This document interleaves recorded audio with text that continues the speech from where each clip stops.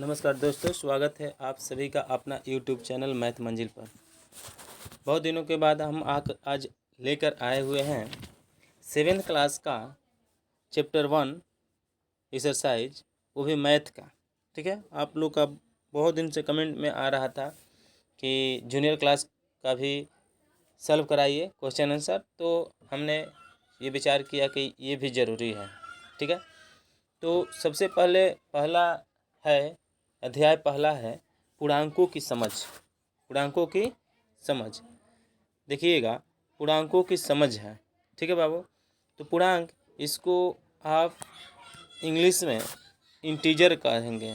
क्या कहेंगे? Integer. English में हम लोग इसको इंटीजर के नाम से जानते हैं।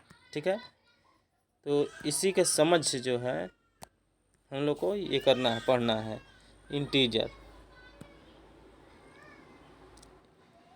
इंटीजर कहते हैं। ठीक है, तो पूर्णांकों की समझ में ये समझना है कि अगर हम एक नंबर लाइन लेते हैं, जैसे कि ये दिख रहा होगा आपको नंबर लाइन, तो इस नंबर लाइन पर अगर ऐड करते हैं डिजिट तो ये 0 है, और 0 से जो आगे बढ़ते हैं तो प्लस में, और वहीं 0 से पीछे आते हैं तो माइनस में संख्याएं मिलती है। तो आगे बढ़ेंगे तो 1 2 3 4 5 डॉट डॉट ये इन्फिनिटिव तक जाएगा। ठीक है, अगर आप जूनियर क्लास में हैं तो इसको उल्टा 8 समझिए, इन्फिनिटिव, इसको अनंत बोलते हैं, उल्टा 8 कहते हैं। ठीक है, तो उल्टा 8 नहीं पढ़ेंगे, अनंत ही पढ़ेंगे। ठीक है, तो अगर बाएं चलते हैं तो ये 0 में इतना पावर है, तो 0 के बारे में थोड़ा समझ लीजिए। अगर 0 से हम आगे चलेंगे तो 0 से आगे की संख्याएं जो मिलेगी धनात्मक होगी, धनात्मक पूर्णांक। कौन पूर्णांक? धनात्मक पूर्णांक। और 0 से पीछे जब आए, इधर साइड में आए, जब पीछे आएंगे तो कैसा? पीछे बढ़ने पर ऋणात्मक पूर्णांक। धनात्मक पूर्णांक पीछे बढ़ने पर क्या होगा? ऋणात्मक, यानी माइनस में संख्या मिलेगी। धनात्मक पूर्णांक जब आगे बढ़ेंगे तो धनात्मक यानी प्लस में संख्या मिलेगी। वहीं आगे बढ़ने पर कौन सी संख्या? प्लस में संख्या मिलेगी। ऋणात्मक पूर्णांक यानी कि माइनस कहते हैं। ठीक है, अब देखिए 0 में इतना पावर है, ये 0 के आगे न तो यहाँ पे प्लस छुपा रहता है न तो माइनस, इसलिए इंटीजर को 3 पार्ट में बांटते हैं। इंटीजर को 3 पार्ट में। देखिए, ये अगर हम नंबर लाइन लें तो नंबर लाइन में ये 0 होता है, 0 से आगे बढ़ेंगे तो प्लस में, प्लस 0 से पीछे आएंगे तो माइनस में। तो ये जो है यहाँ पे 0 के आगे ना प्लस होता है ना माइनस, यानी कि ना प्लस होता है ना माइनस, ये गलत है। तो होता क्या है? तो 0 का न आगे प्लस न माइनस हो तो इंटीजर को, पूरे इंटीजर को 3 पार्ट में बांटा गया। एक धनात्मक पॉजिटिव इंटीजर, और एक ऋणात्मक यानी कि निगेटिव इंटीजर, और एक शून्य इंटीजर यानी 0 इंटीजर। मतलब कहने का ये अर्थ है कि इंटीजर जो है 3 प्रकार का होता है, एक पॉजिटिव, एक निगेटिव और एक 0। तो वैसा इंटीजर, वैसा पूर्णांक जिसे प्लस में लिखी जाती हो, प्लस में लिखी जाती हो उसे 0 इंटीजर। अब ऐसे पूर्णांक जिसको माइनस में लिखी जाती हो इसको निगेटिव इंटीजर कहते हैं। ठीक है, तो आई होप आप समझ गए होंगे। तो चलिए आगे बढ़ते हैं। अब देखिए, अब ये एक बात और समझ जाइए कि 0 यहाँ पे ताप का गणना किया जाता है। ताप, अगर यहाँ से टेम्परेचर की बात की जाए, टेम्परेचर, ठीक है, यहाँ से टेम्परेचर का बात किया जाए तो ऊपर चलेंगे तो हमेशा टेम्परेचर जो है प्लस में पॉजिटिव होगा। तो क्या होगा? पॉजिटिव। और नीचे आएंगे तो क्या होगा? निगेटिव हो गए। ठीक है, निगेटिव को प्लस भी इससे पॉजिटिव, माइनस भी से निगेटिव दर्शाते हैं। ठीक है, चलिए अब देखिए आगे बढ़ते हैं। फिर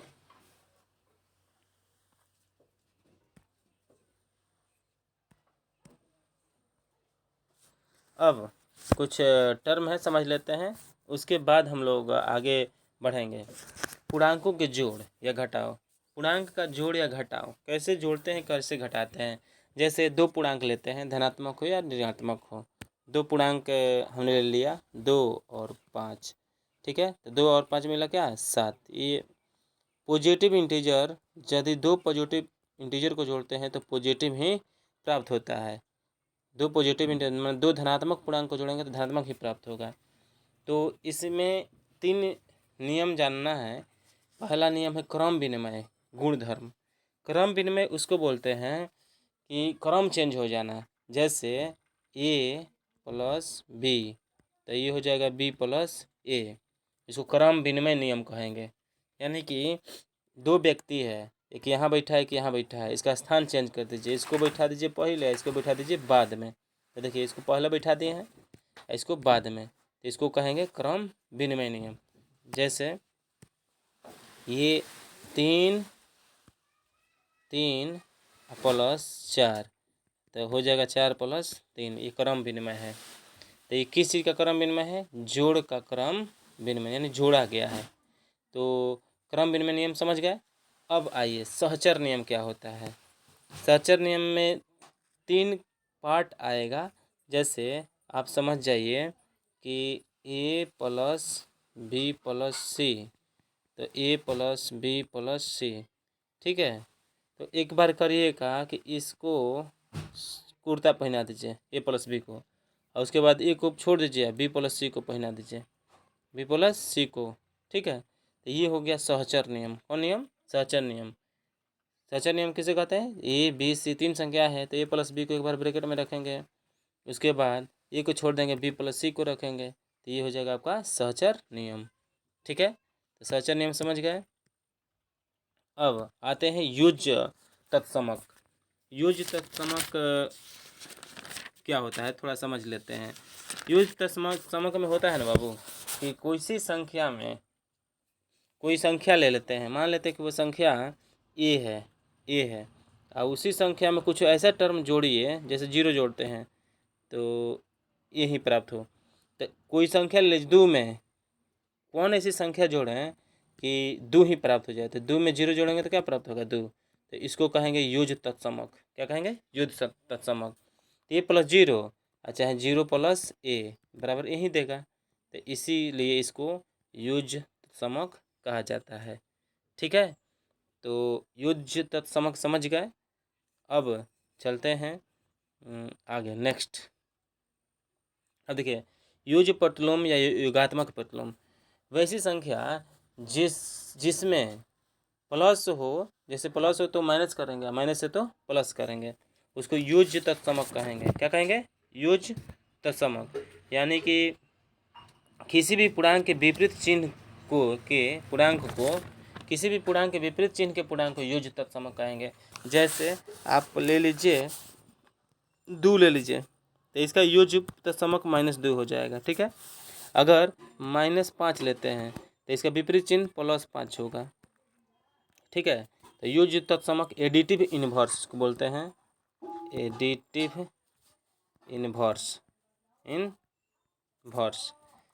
इनवर्स के नाम से जानते हैं। तो युज तत्समक किसको बोलते हैं? कोई संख्या है 8 है, इसका विपरीत चिन्ह ही युज तत्समक कहलाता है, ठीक है। तो आई होप आप समझ गए होंगे। तो चलिए युज तत्समक समझ गए, ठीक है। अब चलते हैं थोड़ा कुछ पॉइंट समझ लेते हैं, उसके बाद आगे बढ़ते हैं।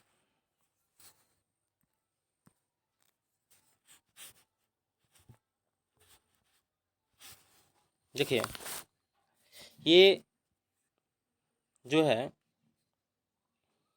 कभी भी जैसे सपोज कीजिए बड़ा छोटा का चिन्ह ज्ञात करना है, बड़ा और छोटा 8 है और 20 है, ठीक है। इसमें कौन बड़ है कौन छोटे थे तो कोई नर्सरी क्लास के लड़के भी बता देंगे, ठीक है। लेकिन पहचानना कैसे है कि कौन बड़ा है कौन छोटा है? जैसे 8 तो छोटा है, 8 क्या है? छोटा है, और 20 बड़ा है, ठीक है। 8 छोटा है और 20 बड़ा है। तो इसमें तीर देखना है, ये वाला तीर सिंबल देखते हैं, ये वाला सिंबल देखते हैं। जैसे आप देखेंगे कि जो छोटा होता है राम राम राम और रावण, ठीक है, रावण में लड़ाई हुआ तो राम, इसमें कौन जीता? राम और रावण में लड़ाई हुआ तो कौन जीता? ये राम जीत गए, ठीक है। तो राम जीते हैं। तो देखे होंगे, अगर रामायण आप देखते होंगे तो रामायण में होता है क्या कि जब राम जी तीर चलाते हैं, ऐसे तीर चलाते हैं तो जो छोटा होगा उसी को ना लगेगा, तो ये क्या हो जाए, तीर चलाते हैं तो इसको लग जाता है, तो ये क्या हो जाता है, ख़त्म हो जाता है, ठीक है, हार जाता है, ख़त्म हो जाता है, मर जाता है। तो ये छोटा हो गया जो मर गया। उसी तरह से तो तीर किसको लगा, तीर किसको लगा, ये रावण को लगा। तो छोटा इसमें 8 और 20 में जो छोटा होगा उसी को तीर मारेगा। तो देखिए तीर इसको हम चलाएंगे, छोटा हो गया तो 8 को तीर लगा, तो 20 और 8 में कौन छोटा है, तो 8। तो देखेंगे कौन छोटा है, तो 8 छोटा है। उसी तरह से 8, 18 और 64, 20 और 5, 7, 6, 9, 8, ठीक है, 20, 20। इसमें बड़ा बड़ा छोटा और बराबर बताना है। तो 7 और 6 है, तो 7 में और 6 में छोटा कौन है, तो ये छोटा है, तो इसको तीर लगेगा। देखिए तीर का जो निशान होता है ये वाला, यहीं इसको लगता है। बहुत लोग क्या करते हैं इसमें कन्फ्यूजन में पड़ जाते हैं। तो ये छोटा है तो इसको तीर लगा है। अब देखिए इसमें ये 18 छोटा है तो इसको तीर लगा है, ठीक है। बहुत लोग ऐसे याद करते हैं कि जो बड़ा है उसकी ओर मुंह खुला रहता है, ये मुंह खुला है तो बड़ा की ओर मुंह खुला है, तो ऐसे भी याद कर सकते हैं। 20 और 5 छोटा है, ये 5 तो हमारे सेंस में आप ऐसे याद कर लीजिएगा, ठीक है। 20 और 5 में जो छोटा है तो 5 को तीर लगेगा, ठीक है। तो चलिए आगे बढ़ते हैं, क्वेश्चन क्यों रहते हैं।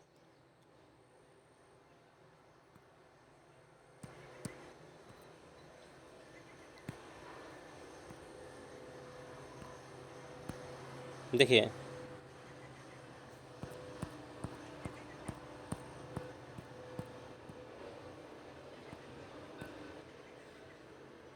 क्वेश्चन जो कह रहा है उसकी ओर ध्यान देते हैं,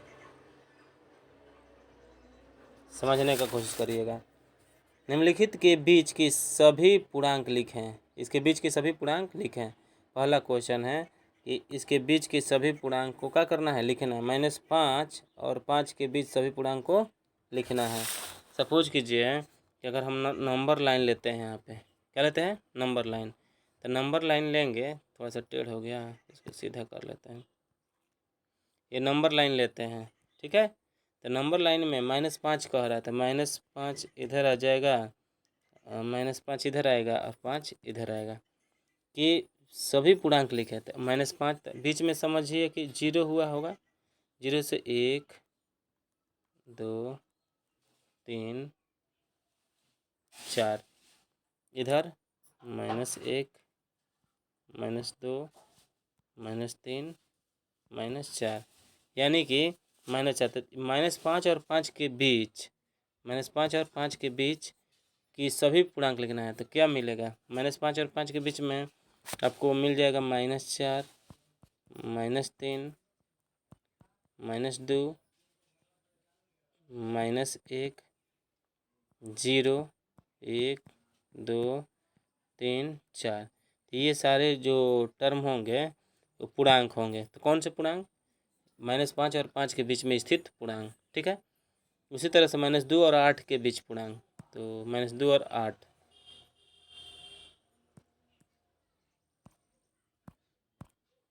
-2 और 8 कह रहा है, समझिएगा। -2 और 8, -2 तो माइनस लेफ्ट की ओर माइनस होता है, तो इधर माइनस ले लीजिए 2 और इधर लीजिए 8। -2 और 8 के बीच क्या होगा, -2 के बाद -1, 0, 1, 2, 3 डॉट डॉट 7 तक मिलेगा बाबू। तो ये अगर हम इंटीजर छाटे -2 और 8 के बीच, तो यही ना मिलेगा, -1, 0, 1, 2, 3, 4, 5, 6, 7, यानी इतने सारे पूर्णांक जो होंगे -2 और 8 के बीच में बिलोंग्स करेंगे, ठीक है। आगे देखते हैं।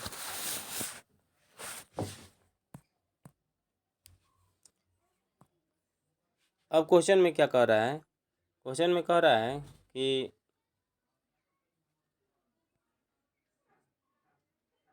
निम्नलिखित में से प्रत्येक में बड़े पूर्णांक को घेरा लगाएं, गोला लगाएं। जो बड़ा है उसको क्या कर रहे हैं, गोला लगाएं। तो बड़ा होगा गोला लगाइएगा। तो बड़ा देखिएगा -20 और 4 में कौन बड़ा है, तो 4 + 4 बड़ा है। बड़े पूर्णांक इसमें -15 और -8 में कौन बड़ा है। तो ध्यान देने वाली बात है कि माइनस में जितनी बड़ी संख्या, जैसे हम -300 और -400, कौन बड़ा है।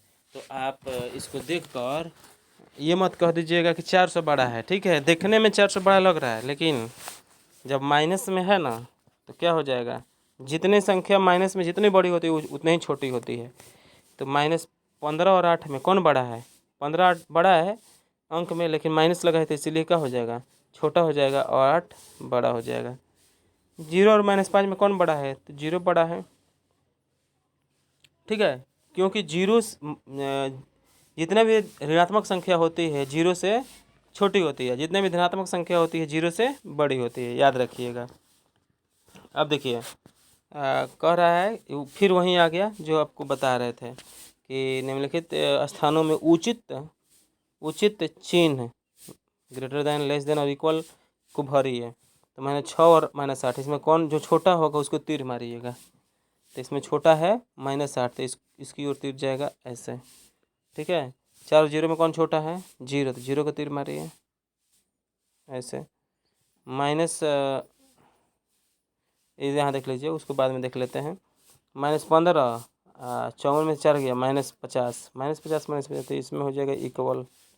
ठीक है, 25 इसमें हो गया इक्वल। -4 हम थोड़ा सा इसको देख लेते हैं। देखिए -15 और 2 में, तो -15 छोटा है, इसकी ओर क्या होगा, तीर होगा ऐसे। 4 15 में 4 गया 11, 20 में 2 गया 18, तो -18 -11 कौन छोटा है, तो उधर छोटा है। ठीक है, तो 3 नंबर भी कंप्लीट हो गया। नीचे दिए गए पूर्णांकों को बढ़ते क्रम में लिखें। ध्यान दीजिए, जब बढ़ते क्रम की बात आए ना तो देखेंगे सबसे छोटा कौन है, सबसे छोटा को सिलेक्ट करेंगे और छोटा से बड़ा करते चलेंगे।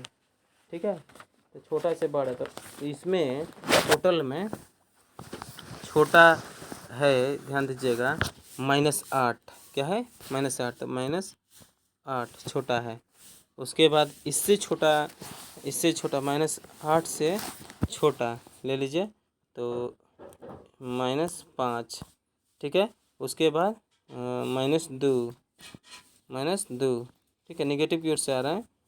उसके बाद क्या है, उसके बाद आपको 12 15 20, तो 12 15 20, तो ये क्या कह रहा है कि देखिए पूर्णांक को बढ़ते क्रम में लिखें। बढ़ते क्रम में छोटा से बड़ा करके लिखें, छोटा से बड़ा करके लिखना है।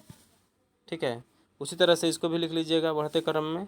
ठीक, 4 नंबर नीचे दिए गए पूर्णांकों की अगली पूर्णांक लिखें। ध्यान दीजिए, अगली पूर्णांक, ध्यान ये देना है कि माइनस में जब अगली पूछे ना तो उसके पीछे वाला लिखेंगे। देखिए 5 है, -18 है, तो -18 है, तो अगली पूर्णांक इसका हो जाएगा -17। सेंस पर ध्यान दीजिएगा। ठीक है, नीचे दिए गए पूर्णांकों को अगली पूर्णांक लिखें, तो -17 होगा, क्योंकि -18 और 17, -17 और -18 में कौन बड़ा है, तो -17 बड़ा है, तो इसलिए आगे ही ना हुआ, पीछे हो गया। 15 के बाद 16। ठीक है, -20 का अगली पूर्णांक -19। ठीक, क्लियर। अब आ जाइए आगे, नीचे दिए गए पूर्णांक अगले पूर्णांक कैसे लिख लिए, नीचे दिए गए पूर्णांकों के पहले का पूर्णांक लिखें। अब देखिए पहले का है तो 25 है, तो 25 के पहले क्या होगा, 24 होगा। ठीक है, पहले इस 25 का 59 के पहले का है तो बाद में लिखिए -60 हो जाएगा। -55 है तो -56 होगा। ये सेंस समझने वाला है। ठीक है, अब देखिए 7 नंबर, रिक्त स्थानों को भरिए। तो भरना क्या है, -5 है +2 है, तो ये सेंस जरूरी है, plus minus minus minus plus ये सब। तो -5 रुपया कर्जा है, 2 रुपया चुका दिया, तो और कितना देना है, 3 रुपया। कितना रुपया, 3 रुपया कर्जा देना है। ठीक है, तो 7 नंबर तक कंप्लीट हो गया। आगे देखते हैं।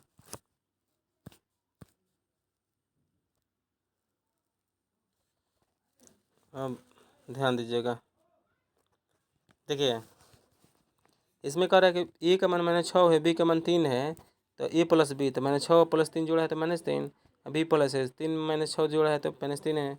वैसा ही a - b, b - a दिखा देना है। तो इसमें हम क्या करते हैं कि ऐसा ही सेम टू सेम ले लेते हैं, 8 कुछ दूसरा ले लेते हैं, 8 लेते हैं, ए का मान 8 लेते हैं, बी का मान 2 लेते हैं, 2, बी का मान 2, तो ए प्लस बी दोनों को जोड़ेंगे तो ए प्लस बी 8 2 10, अब बी प्लस ए तो 2 + 8 10 ही, तो दोनों सेम है तो यही दिखा देना है। उसी तरह से 8 - 2, 2 - 8, तो 8 में से 2 गया 6, 2 में से 8 गया -6, ये तो बराबर नहीं होगा बट ये बराबर हो जाएगा। ठीक, चलिए बहुत आसान है, केवल समझिएगा, समझते चलिएगा, बहुत आसान है। देखिए क्रम को चेंज करना, अधिक स्थानों की पूर्ति करें, पूर्ति करने के बाद आया ना बाबू, तो a - a + 6 हुआ, 6 + -a, इसमें -a भर दीजिएगा, -60 -60 में क्या जोड़ें कि 0 हो जाए, तो -60 में 8 जोड़ देंगे तो 0 हो जाएगा। ठीक है, अब देखिए ये 2 है और 9 और 6 अलग है, 9 में 6 गया 3, या तो ऐसा ही समझिए ना, 2 9 6 है ना, तो 2 + 9 और -6 इसमें बाहर कर दीजिए, हो गया। 15 में क्या जोड़ेंगे कि 15 ही आए, तो 15 में 0 जोड़ेंगे तो 15 ही आएगा, ये जो प्रतिलोम हो गया, तो ये भी क्लियर हो गया, दोनों क्लियर हो गया। अब देखिए -15 में से -18 को जोड़ना है, तो -15 -18 तो -33, क्योंकि कर्जा है, -15 रुपये कर्जा, 18 रुपये कर्जा, तो -33 रुपये कर्जा। 24 में 16 घटाइएगा तो 8 होगा, जोड़िएगा तो 8 होगा। देखिए जोड़ने के लिए कह रहा है, लेकिन यहाँ पे घटाना होगा।